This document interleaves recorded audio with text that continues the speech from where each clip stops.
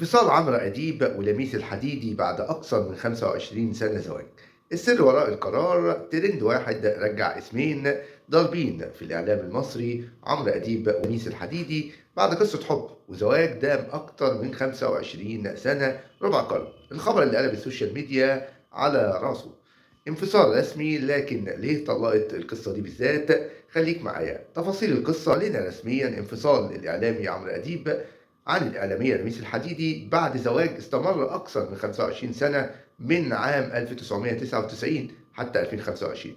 الانفصال تم في هدوء تام ومحترم بين الطرفين. الخبر ده تصدر مواقع التواصل الاجتماعي وعناوين الأخبار بعد ما تقدموا مع بعض مؤخرا في احتفال خطوبة ابنتهم نور بحضور العيلة فقط. ليه اتطلقوا؟ المعلومات المتداولة والسبب الرسمي: معظم التقارير بتقول إن الطلاق تم بناء على رغبة لميس الحديدي، وده بطريقة تفاهم واحترام بين الطرفين.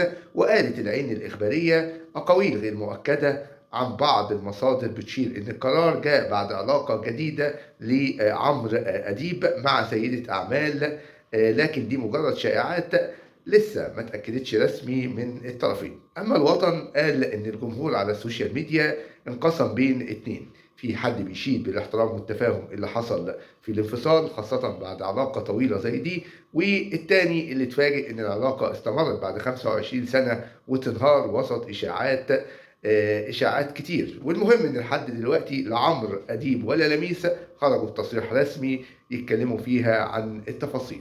ودي كل الحكاية. وقصص زي دي بتفكرنا بإن العلاقات اللي بنبنيها قوية قدام الناس ممكن تبقى مختلفة في الحقيقة، خصوصا لما يكون في خصوصية واحترام متبادل. ربنا يوفقهم في حياتهم ويصلح ما بينهم ويوفقنا ويوفقكم يا رب. السلام عليكم.